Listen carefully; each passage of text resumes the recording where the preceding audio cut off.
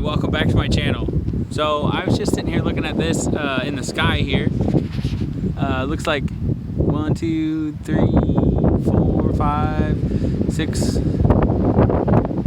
maybe a dozen streaks across the sky. What are those? Are they chemtrails? Well, if you found my video, you're probably pretty excited to find out that I'm about to tell you what chemtrails are and why those are exactly chemtrails. So, the thing is, the mainstream science and media has convinced you that anything that falls out of a plane is nothing more than water vapor, which by definition is incorrect because they're burning jet fuels, right? So they're also emitting hydrocarbons from the back of them. But there's more than hydrocarbons in the jet fuel. And those things that are in the jet fuel are sulfates, sulfur oxides, aluminum oxides, other kinds of heavy metals like barium and strontium. Those things on the periodic table that we don't really know what they do. Those are in the fuel sometimes. Mostly aluminum oxide is always in the fuel. But those other chemicals can also be sprayed behind the planes, and there are pictures online of like planes retrofitted like with a retrograde nozzle that shoots backwards, and then on the inside are tanks. It's verifiable. They're dumping chemicals. What the heck are they dumping? Well, it's those types of chemicals that I mentioned, especially aluminum oxide. That's the biggest culprit. But other things that they can put in are like urea even, and graphene as well, and all sorts of particulates. So let's move forward then. What happens when you put those types of chemicals in the sky? Well, let's talk about what the sky is made of. Well, there's a lot of water vapor. There's also some gases like oxygen, carbon dioxide, methane, helium, argon. Not so much, very much, but there is some. There's not a lot of other particulates up in the sky. Certainly not metals, which come from the earth, like aluminum. Maybe if you lived in the Sahara Desert, you would have lots of aluminum in the sky because of the dust flying up through a dust storm or something like that, right? But we have Skylabs that can go up and test what's in the sky, and we have these chemicals up in the sky. Their purpose is to create an endothermic reaction in the sky, which is called ice nucleation. Ice nucleation occurs naturally up in the sky with the elements that I just said and water vapor, and it occurs spontaneously.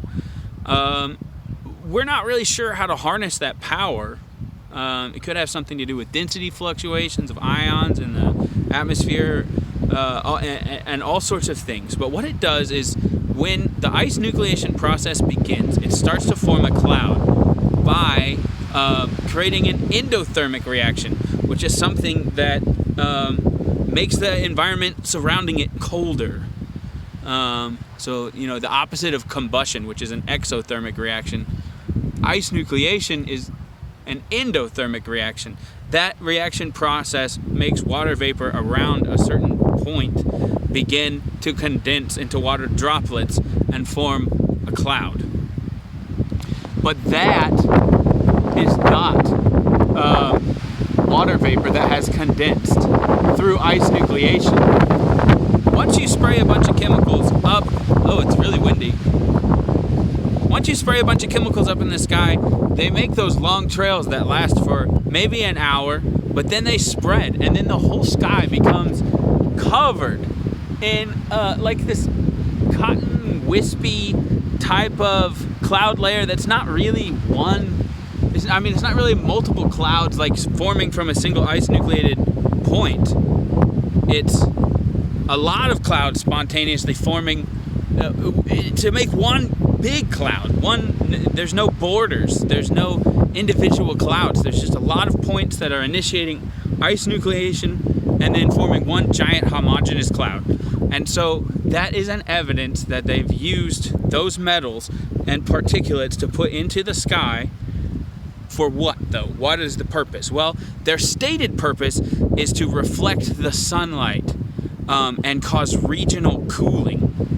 There's a Stanford paper that came out that said that they wanted to try this, and there was like something in Sweden where Bill Gates said, I want to try to blot out the sun, and everyone got really upset, and then we all forgot about it. The truth is, they've been doing it all along without your permission.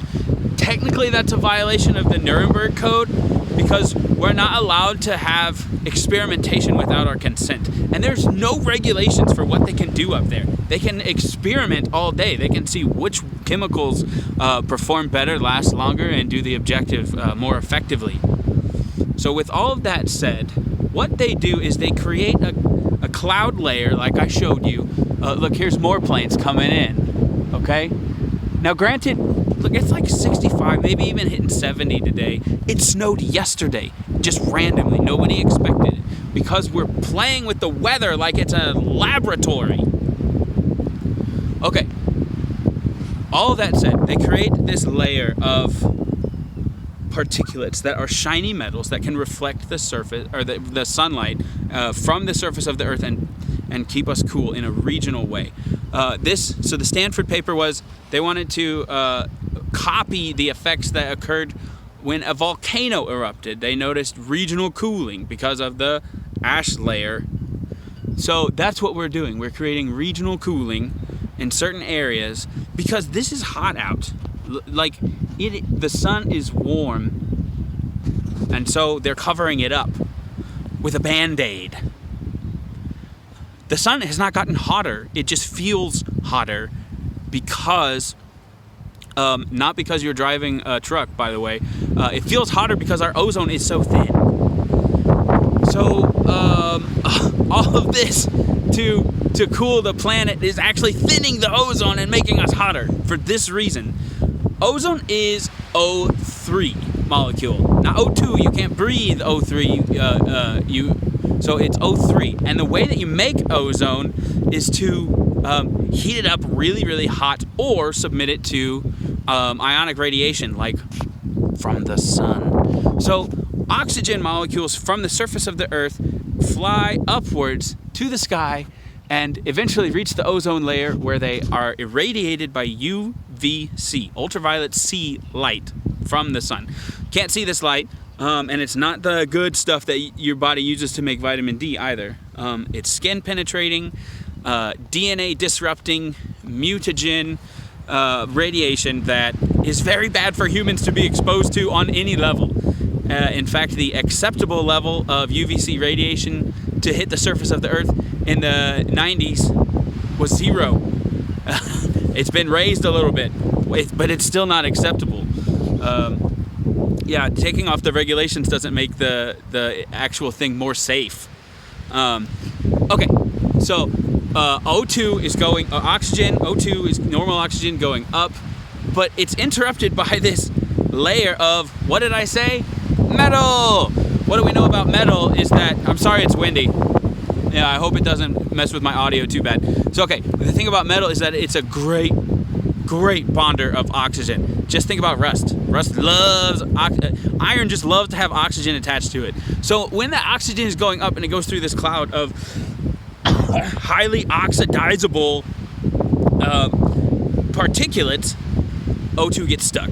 And then the ozone is no longer replenished. And we're no longer protected from the ultraviolet C rays of the sun that can destroy human life and all life on the earth. So that's the situation, guys. The truth is, we're chemtrailing all the time. We've been doing it forever. We just dump and dump and dump millions of tons of chemicals into the sky, and we don't really even talk about it. And that's insane. Why don't we talk about it? We have to start talking about it. Let's see, what else? Oh, there's really cool things you can do with the HARP system. I'll do another video on that some other time. But I'm really glad you're here. Have a great day.